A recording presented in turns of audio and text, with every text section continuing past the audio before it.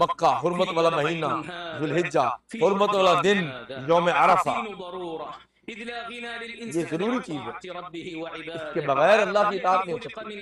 اسی لیے تو اللہ نے اپنے بندے کو پیدا کیا۔ اللہ فرماتے ہیں میں نے جن و انس کو اپنی عبادت و اطاعت کے لیے پیدا کیا۔ اللہ فرماتے ہیں اے نبی پاک فرمائیے کہ لوگوں اللہ نے مجھے عدل کا حکم دیا اور مسجدوں میں نماز پڑھیں اور اخلاص کے ساتھ اللہ سے دعائیں کریں۔ اور فرمایا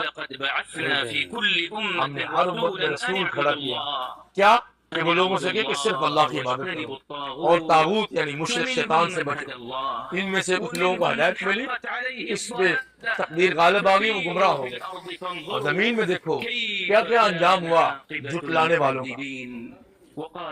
اور اللہ نے فرمایا اپنے مال جان کی حفاظت کے بارے میں فرمایا کیا کسی انسان کو ناحق قتل مت کرو اور اپنے آپ کو بھی نہ مارو۔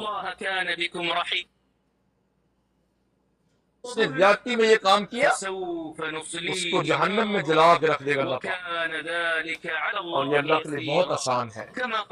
اور فرمایا اسی مال کی حفاظت کے بارے میں اے مومنو آپس میں اپنے مال باطل میں نہ کھاؤ، تجارت اور چیز ہے لیکن سینہ جپٹی کر کے غصب کر کے مت کھاؤ۔ اور عقل کی حفاظت میں فرمایا